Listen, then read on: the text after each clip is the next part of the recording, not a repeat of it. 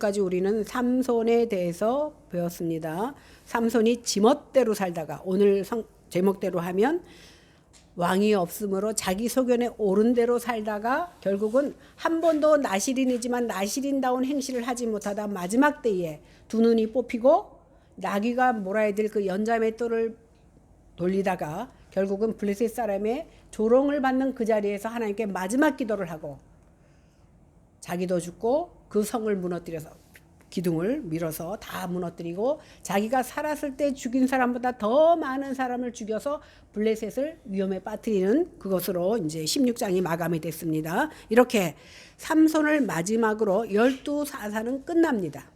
사사기에 나오는 12사사 끝납니다. 오늘부터 볼 17장에서 21장까지는 두 종류의 에피소드가 등장합니다. 그런데 이스라엘 백성들이 어떻게 이런 짓까지 할 수 있을까 할 정도로 황당하고 기괴하고 매우 모순적이고 혼란스러운 내용이 이제부터 전개가 됩니다. 이 사건은요, 삼손이 죽은 다음에 이어진 사건이 아니라 맨 처음에 그 사사서부터 삼손에 이르기까지 그 중에 있었던 일을 기록을 17장에 삼손이 끝나고 나서 기록한 것뿐이지. 그런데 우리는 성경에 이 사건이 언제 나타났는지에 대해서는 잘 몰라요. 그러니까 12사사가 활동하던 그 시대에 있었다는 것은 분명한 사실이고 사사들의 내용이 끝난 다음에 그 사건들을 시기를 말하지 않고 두 사건을 이제 기록할 겁니다. 21장까지. 첫 번째 에피소드는 정말이지 이스라엘이 얼마나 종교적으로 타락했는지를 우리가 깨달을 수 있을 만큼 황당한 사건들이 나오고, 두 번째 17장 18장의 1에피소드, 그 다음에 19장에서 21절까지 두 번째 에피소드가 나오는데 이 두 번째 에피소드에서는 종교적 타락뿐만이 아니라 이스라엘 백성들이 얼마나 도덕적으로 타락했는지를 우리가 알 수 있습니다. 그래서 결국은 동족 상잔의 비극을 우리가 볼 수 있습니다. 이러한 두 에피소드의 공통적인 특징이 뭐냐면 그렇게 타락한 세상에 제사장, 성전, 성소 이런 말이 굉장히 많이 나와요.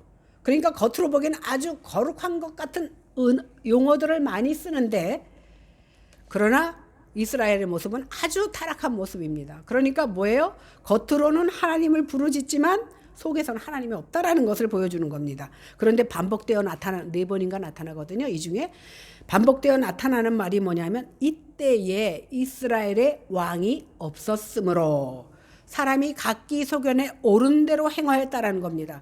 왕이 있으면 이런 일이 일어나지 않을 텐데 왕이 없어서 이렇다라는 거예요. 그러니까 우리가 뭐 잘못하면 조상 탓하듯이 이스라엘 백성들이 우리에게 왕이 없으니까 우리가 이렇게 산 거 아닙니까? 라고 항변하는 겁니다.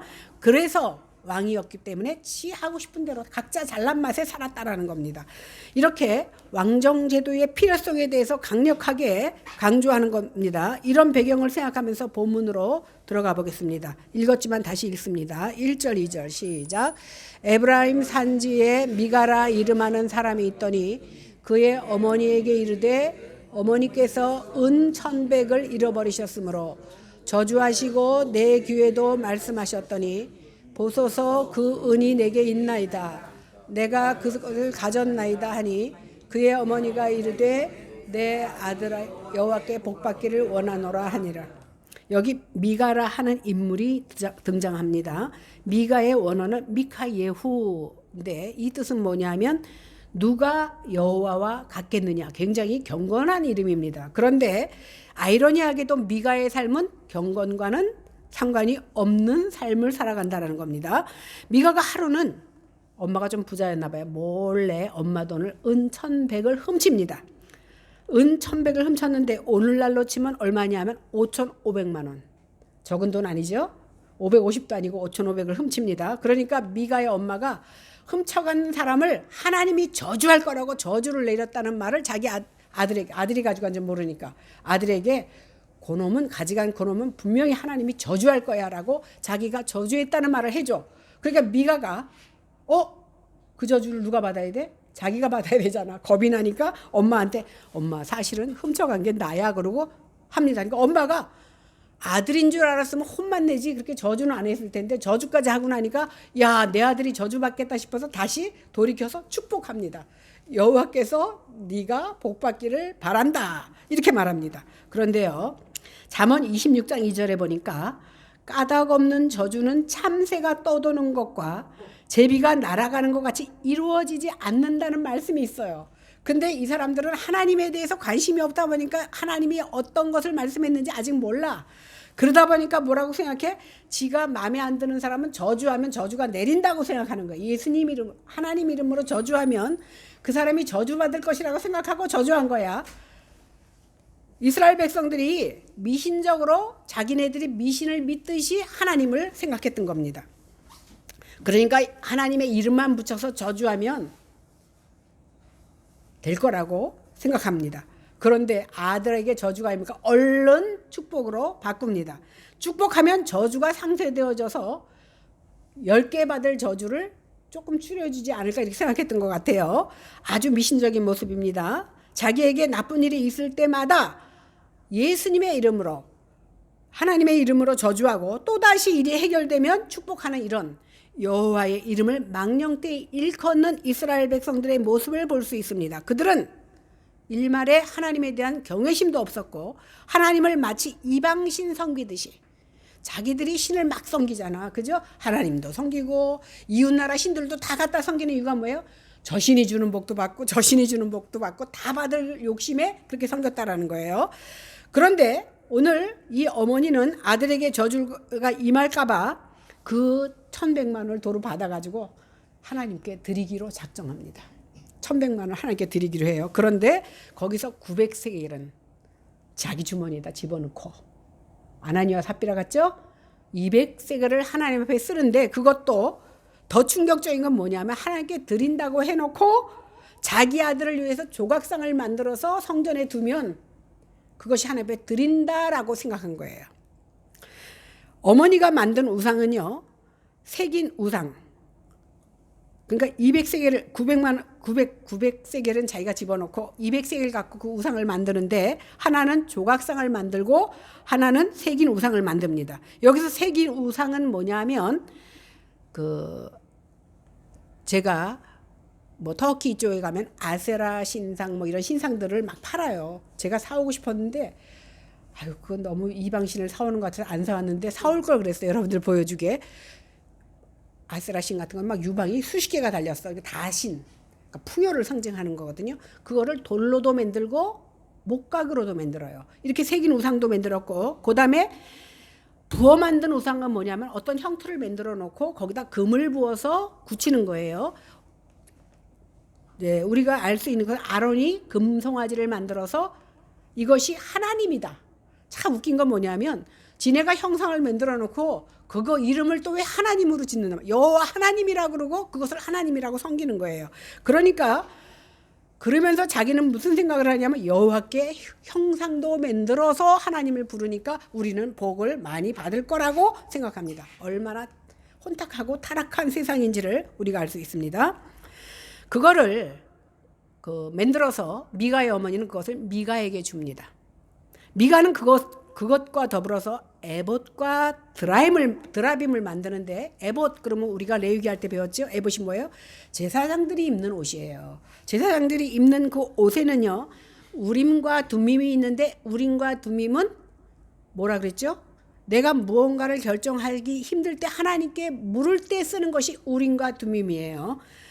또 이 드라빔은 뭐냐면 드라빔 그러면 뭐가 생각나죠? 라헬 생각나잖아. 그죠? 야곱의 집에 갔다가 아버지 집에서 분가할 때 드라빔을 몰래 감춰서 자기 엉덩이 밑에다 감춰.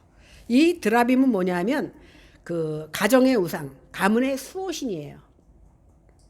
그런데 이 드라빔은 사람의 형상을 하고 있는데 어떤 거는 조그만 것부터 인형처럼 조그만 것부터 사람의 형상을 한 큰 것까지 다 있어. 그러니까 아마 라헬이 훔친 것은 조그만 거기 때문에 자기 엉덩이 밑에다 감춰갖고 나왔던 것 같아요. 그래서 이 그 드라빔을 가지고 사람들은 집안에 누가 병이 났을 때 그것을 향해서 기도하고 점칠 때 사용합니다. 그런데 오늘 자기 집에 에봇도 만들어 놓고 드라빔도 만들어 놓고 조각으로 만든 또 색인 우상도 만들어 놓고 자기 집에다가 신당을 차린 거야. 쉽게 말하면 미가가. 왜 그러냐면 그래 놓고 사람들이 야 니네 언제, 지금은 이렇게 성전이 여기저기 있지만 그때는 성전이 실로에 있었단 말이에요. 그러면 그 먼 데까지 언제 가냐, 우리 집에 다 해놨으니까 우리 집으로 오면 돼, 이렇게 말해주는 겁니다. 손쉽게 와서 기도하라는 거예요. 이렇게 미가가 새긴 우상과 부어 만든 우상 그리고 에봇과 드라미를 가져다가 자기 집에 두고 자기 집을 에브라임 신전이라고 만들어 놓은 겁니다. 여호와 하나님을 섬기는데 이방신하고 똑같이 섬기는 거야. 이방신 섬기듯이. 이것은 단순히 미가 한 사람의 모습이 아니라 이스라엘 전체가 종교적으로 얼마나 타락했는지를 보여주는 겁니다.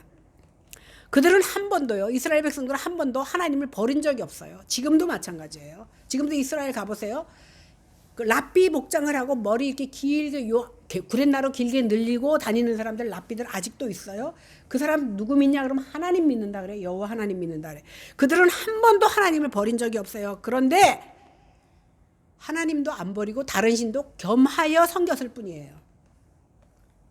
그러면서 이들은 하나님을 잘 섬기고 있기 때문에 우리는 복받는다, 우리는 선민이다, 이렇게 착각하고 살았습니다. 이것이 얼마나 모순되고 혼란스러운 모습입니까? 5절을 보겠습니다. 시작. 5절.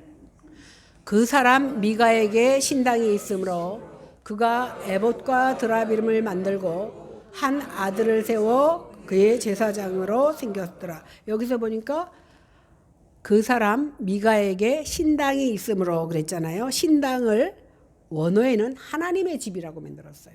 그러니까 여기서는 분명히 하나님의 집이 아니기 때문에 신당이라고 표현을 했지만 원어는 하나님의 집 이렇게 되어 있습니다. 그 가증한 우상 성소를 우상을 만들어 놓고 그 신당을 갖고 자기네 스스로 하나님의 집이라고 스스로 부른 거예요. 그리고 레위 지파도 아니면서 자기 아들 중에 하나를 제사장으로 삼았어. 또 실로의 성막이 아닌 자기 개인 성소를 섬길 제사장으로 아들을 세워놓고는 마을 사람 전체가 와서 그야말로 하나님을 섬기도록 허락한 겁니다. 앞서서 기드온의 집에 에봇을 갖다 놓았더니, 에봇은 제사장이 입는 옷이잖아요. 그것을 갖다 놓았더니 사람들이 거기가 성전인 줄 알고 다 와서 기도했던 거, 우상 숭배했던 것을 우리는 기억하잖아요. 이렇게 먼 실로까지 갈 것 없이 에브라임에 와서, 에브라임 신전에 와서 너희가 예배하면 된다라고 가르쳐주고 있는 겁니다. 이것이 얼마나 하나님을 우롱하는 일인지 모릅니다. 하나님은 보통 우리가 뭐라 그래요? 아니 계신 곳이 없어. 그러니까 굳이 교회 안 가고 집에서 예배 드려도 돼. 이것과 마찬가지예요. 말로는 정말 하나님을 사랑하는 것 같지만 하는 짓들은 다 지멋대로입니다. 그야말로 영적으로 완전히 어두운 가운데 있는 겁니다. 그러면 그들의 원인이 무엇입니까? 6절입니다. 시작. 그때에 이스라엘의 왕이 사람마다 자기 소견에 옳은 대로 행하였더라. 왕이 없어서 통제받지 못하니까 우리가 우리 하고 싶은 대로 하는 겁니다 라고 말하고 있습니다. 이것이 결국 사사기의 중심 사상입니다. 주제입니다. 그런데 왕이 없었습니까? 그때를 우리는 뭐라고 얘기합니까? 신정정치 시대라 이렇게 말합니다. 무슨 말입니까? 하나님께서 친히 그들의 왕이 되어주셨어요. 하나님께서는 내가 너희를 친히 다스린다는 것을 사사들을 통해서 이스라엘 백성들에게 반복적으로 말씀해 주셨습니다. 그러나 그들은 구원받은 직후에 반짝 하나님을 잘 섬기는 것 같다가 사사가 죽으면 도로 이방신을 섬기고 하나님 버리진 않았어. 그죠? 분명히 버린 적은 없다 그랬어요. 사사가 죽고 나면 자기가 주인 돼서 또 자기 소견에 옳은 대로 살았던 이스라엘 백성들입니다. 이것이 바로 죄악된 인간의 본성들이에요. 왜 그러냐면 아담 이래로 모든 인간에게는 근본 자기가 자기 인생의 주인이 되고자 하는 욕망과 야망이 다 있습니다. 그래서 그것을 이루기 위해서는 부패된 본성이 나올 수밖에 없습니다.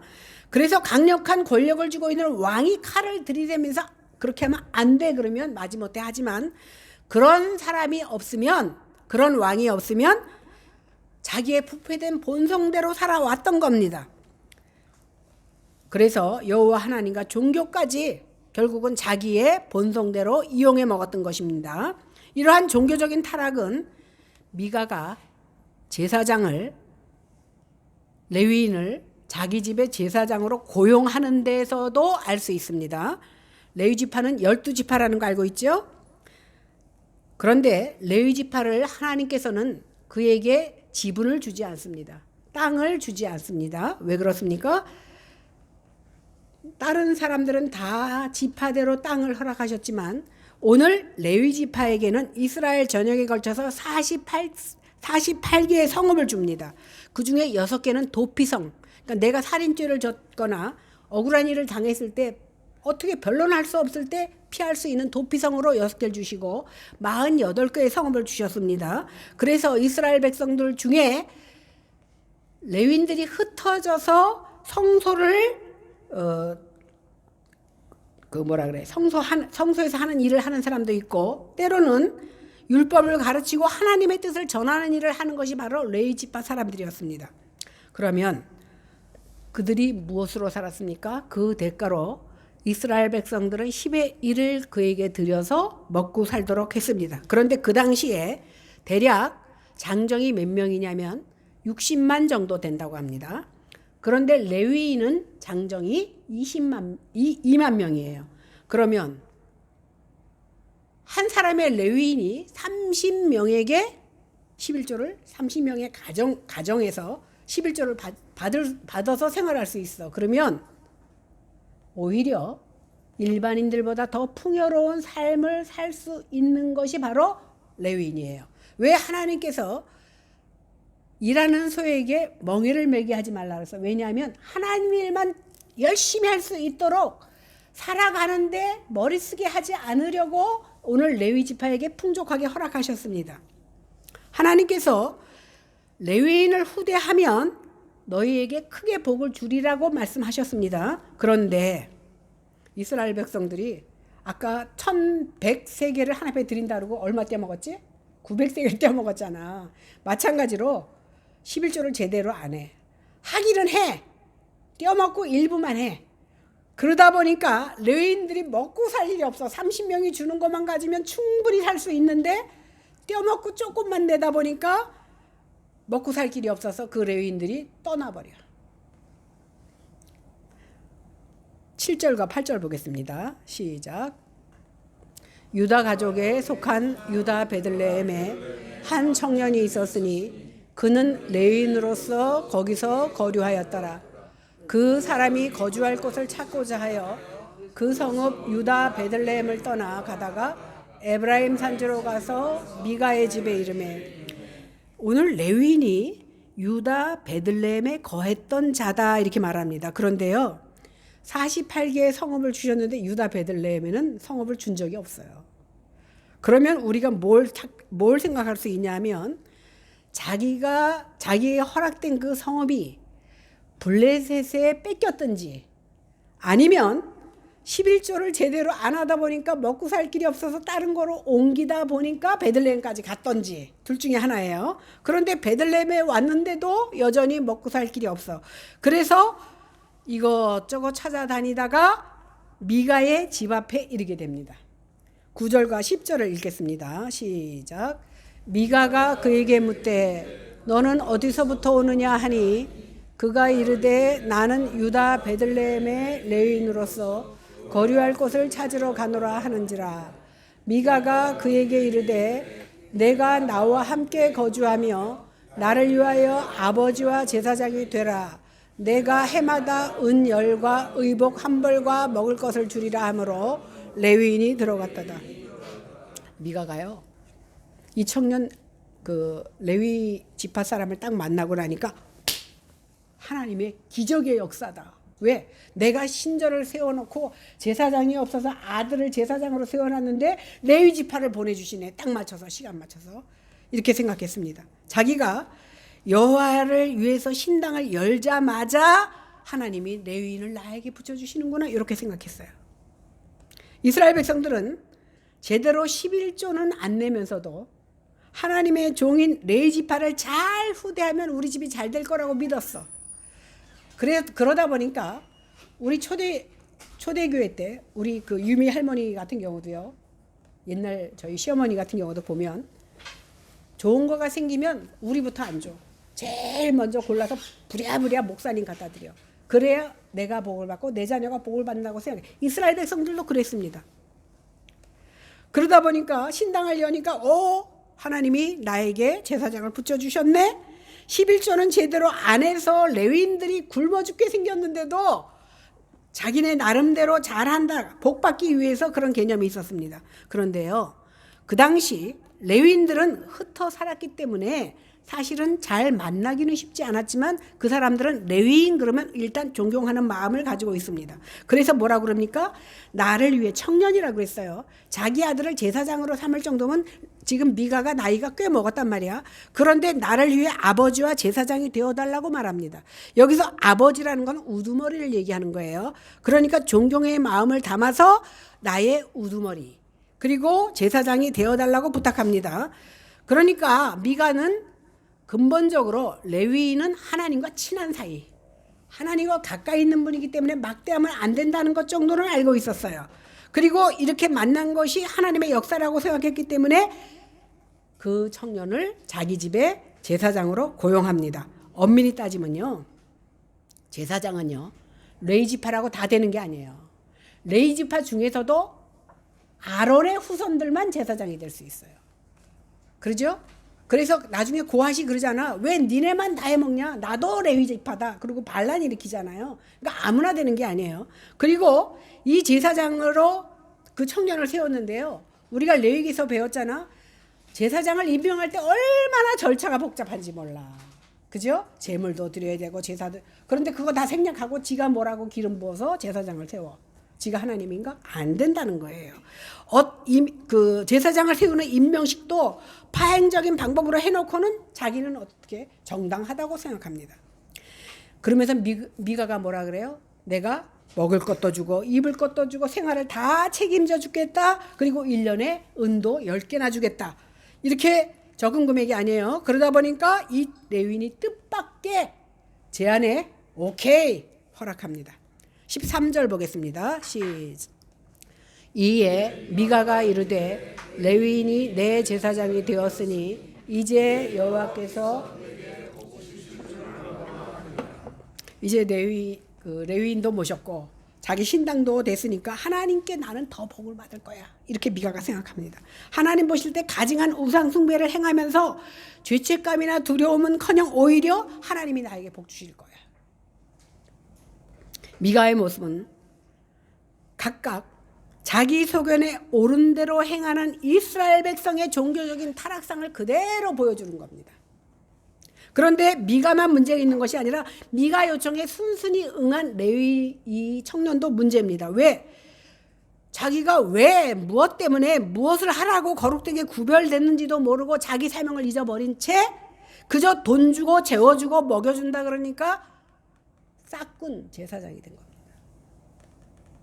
이러한 모습 또한 미가와 마찬가지로 자기 소견에 옳은 대로 판단하고 결정한 겁니다. 겉으로 볼 때는 우리 모두 다 여호와의 이름을 말하고 거룩한 제도의 형식들까지도 취하고 있지만 실상은 하나님은 명분뿐이고 영광을 위해서 한 것이 아니라 다 자기를 위한 일로 행했다는 겁니다. 정말 하나님을 섬기고자 하는 것이 아니라 여호와의 이름은 그저 껍데기뿐이고 각자 자신의 욕망과 야망을 이루기 위해서 정치적으로 종교를 이용하고 있다는 겁니다. 이것이 바로 이스라엘의 종교의 타락상입니다. 사실요, 성소나 제사장이나 제사제도는 하나님께서 이스라엘 백성들에게 영적인 어두운 가운데 있는 인생들로 하여금 계시의 비침을 통해서 하나님께 돌아오기 위해서 이런 제도를 만든 거예요. 이를 통해서 언약 백성으로서의 사명을 기억하고 순종하도록 하기 위해서 제사 제도도 주시고 형식과 규례들을 허락하신 겁니다. 그러나 인간들은 이 제도를 이용해서 내배 채우고 내 욕망 채우기 위해서 하나님과 종교와 모든 제도까지 우상화시켰어. 저희가 전도해 보니까요. 옛날에 어떤 사람이 이제 전도를 했어. 저 공항동에 어느 교회를 나가는데 가족이 6명이래요. 근데 교회에 시험이 들어서 그 사람이 그러면 정말 괜찮은 교회 있으면서 우리 교회를 소개했어. 안 온 이유가 뭔지 아세요? 개척교회라. 특히 장사하는 사람들이요. 조그만 교회 가면 팔아줄 사람이 머릿수가 없잖아. 계산하고 교회 가는 거예요. 오늘 이스라엘 백성이 우상과 더불어서 하나님을 섬김과 다를 바가 없다라는 겁니다. 입술로는 하나님을 부르짖지만 삶 속에서는 고아와 과부를 압제하고 불의한 재물을 탐하면서 하나님과 더불어 우상을 섬기는 겁니다. 이것이 바로 심각한 종교적 타락입니다. 그렇다면 이 종교적 타락의 극치를 보여주는 것이 신약시대에 나옵니다. 누굽니까? 바리새인들입니다. 바리새인들 그러면 하나님을 잘 섬기기로 인정받을 만한 사람들입니다. 누구도 바리새인처럼 그렇게 철저하게 율법을 잘 지키는 사람이 없었습니다. 그들은 모두 율법에 박식했고 하나님에 대한 지식이 탁월했고 영적으로 어두운 가운데 있는 민중들 가운데 종교 지도자로 뽑힌 자들이 바리새인이요 서기관이요 그리고 사두개인들이었습니다. 그러나 실상은 종교라는 명분을 가지고 자기 욕망과 야망을 채우고자 한 사탄 마귀에 속합니다. 그래서 예수님께서 뭐라 그랬습니까? 이 회칠한 무덤아 독사의 새끼들아라고 욕을 했던 겁니다. 왜 그러냐면 그들은 모든 형식과 행실들은 다 껍데기일 뿐이고 실상은 사람들로부터 인정받고 칭찬받고자 하는 욕망을 이루기 위해서 그 탐심 때문에 종교를 이용해 먹은 사람들입니다. 그렇다면 오늘날 우리는 어떻습니까? 우리도 겉으로는 하나님의 이름을 부르고 하나님 사랑하는 것처럼 보이지만 속으로는 내 유익을 위해서 하나님을 행여나 이용해 먹고 있지는 않느냐는 겁니다. 겉으로는 하나님의 이름을 부르고 종교적인 형식을 취하지만 하나님을 사랑한다고 하지만 사실상 자기를 위하여 종교 생활을 하고 있지는 않느냐는 겁니다. 이런 모습들이 바로 한국교회의 부패한 모습이요 그 당시 사사기 시대의 모습과 똑같다라는 겁니다. 아니 더 할지도 모릅니다. 이 마지막 시대를 살아가고 있는 이제 우리는 나 자신을 돌아보고 사람들한테 인정받으려고 하지 말고 세상에서는 때로 손가락질 받는다 할지라도 하나님 앞에 인정받는 사람으로 진실한 기독교인으로서 살아야 되지 않겠느냐는 겁니다. 그러기 위해서 우리는 내 자신을 돌아보고 회개하여 늘 깨어서 종교적 타락으로 떨어지지 아니하도록 조심해야 됩니다. 그러기 위해서 우리는 날마다 우리의 죄악된 본성을 깨뜨리고 주님을 내 마음 중심에 모시고 살아야 됩니다. 이제 내 마음대로 살고자 하는 옛사람을 버려야 됩니다. 성경은요 여러분을 협박하는 거 아닙니다. 성경에 보니까 자기가 입술로 뱉은 대로 하나님은 채워주시잖아요. 그죠? 그런데 하나님께서는 계명을 주실 때에 1.1핵이라도 틀리면 그 자리에서 저주하셨어. 그죠? 하나님의 언약궤를 어깨에 메고 가라 그랬는데 수레에다 실었더니 어떻게 됐어요? 그 자리에서 죽잖아.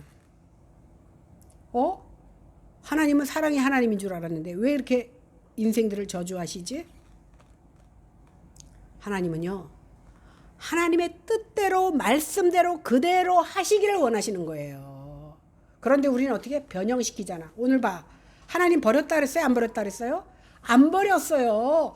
우상 만들어 놓고 그게 하나님이래. 중심이 중요해. 이거 하나님이라 그러면 하나님이야. 자기 멋대로 섬깁니다. 지금도 똑같아요. 하나님이 내가 오늘 교회 가지 못하는 것 하나님이 더 잘하셔. 왜? 하나님이니까. 오늘 자기 소견에 옳은 대로 섬기는 이스라엘 백성과 다를 바가 없다라는 거예요.